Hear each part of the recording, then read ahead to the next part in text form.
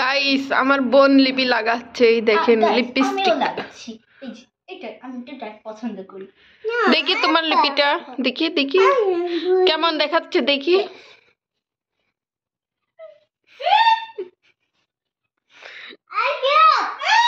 তানহা কিসের শব্দ বুঝতে পারতেছো?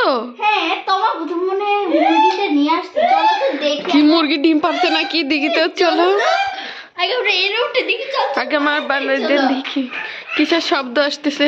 কই বারান্দায় কিন্তু পাওয়া যাচ্ছে না আমার পাখিটা। আচ্ছা চলো বারান্দায় পাওয়া যাচ্ছে না, তাহলে কোথায় দেখবো? এই রুমে এই রুমে এই রুমে দেখি, চলো এই রুমে। ওরে গাইস কি অন্ধকার গাইস, আমি আগে দেখতে গেলাই নি গাইস, এখানে তো কিচ্ছু দেখছি না। ওইটা হয়তো আমাকে মুরগি দিয়ে আসে গাইস।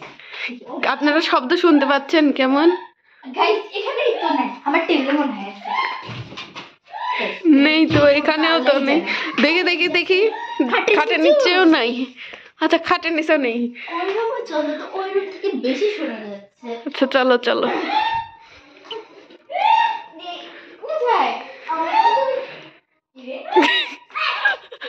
গাইস মূলত আওয়াজটা এখান থেকে আসতেছে। গাইস দেখেন আমার আম্মু এই ভিডিওটা দেখে করতে করতে শেষ হয়ে গেল। হাই রে আল্লাহ, আমরা বুঝতে পারছি না এরকম আওয়াজ কোথা থেকে আসতেছে। আমরা ভাবতেছি কি মুরগি ডিম পারলে ডিম পাড়ার পরে যেরকম শব্দ করে না ডাকে ওইরকম করে, ওইরকম খুঁজতেছি। আর এখন দেখি এদিকে আমাদের ভিডিও দেখে এমনি হাসতে হাসতে ওরকম আওয়াজ করতেছে। দেখেন গাইস তাহলে কি বলা উচিত?